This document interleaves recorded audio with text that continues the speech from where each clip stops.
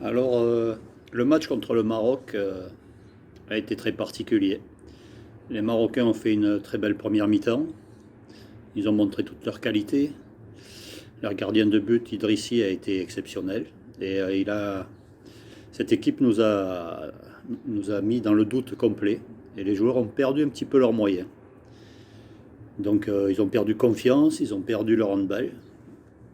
Il a bien fallu la mi-temps pour remettre les esprits en ordre de marche. 15-8 à la mi-temps, c'était mal enclenché, effectivement. Mais c'est aussi dans ces moments-là qu'on voit la force mentale d'un groupe.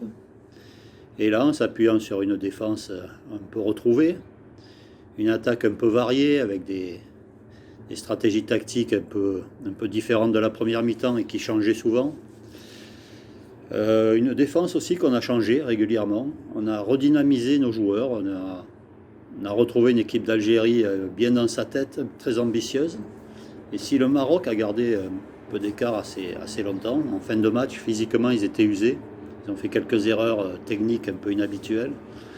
Et on les a bien exploitées. Voilà. Alors c'est la remontada du mondial, hein, c'est ce que j'entends dans les couloirs. On perd la première mi-temps 15-8, on gagne la deuxième 16-8, on gagne le match. A priori, ça devrait nous ouvrir les portes du tour principal et un classement honorable dans ce mondial. Bon, c'est un match dont on me dit qu'il marque l'histoire du handball algérien. Tant mieux parce que c'est en notre faveur. Maintenant, est-ce qu'on méritait la victoire ce jour-là? Je ne suis pas sûr, mais le mérite dans le sport de haut niveau, c'est quelque chose qui n'existe pas. Il faut provoquer la réussite, et c'est ce qu'ont très bien fait les joueurs algériens contre le Maroc.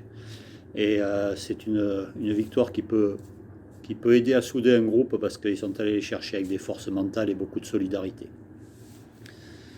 L'organisation du mondial, que vous dire, hein, je la trouve très sérieuse, très rigoureuse.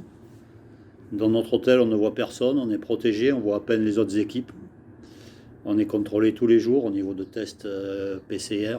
Ça m'a l'air très sérieux. La salle où on joue est désinfectée entre chaque match.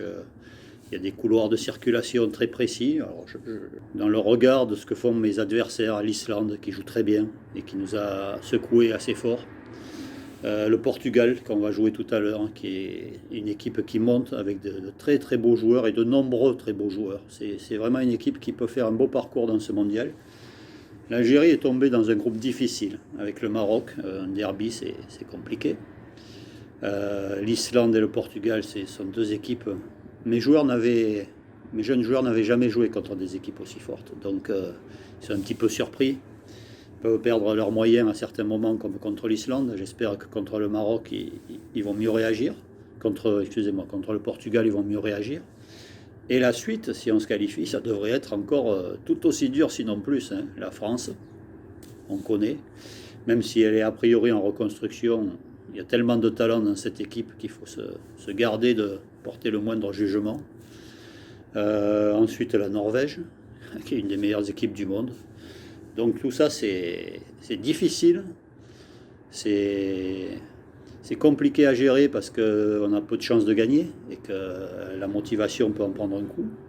Mais c'est très enrichissant et c'est ce dont les joueurs algériens ont besoin. Ils n'ont pas fait de compétition mondiale depuis 6 ans.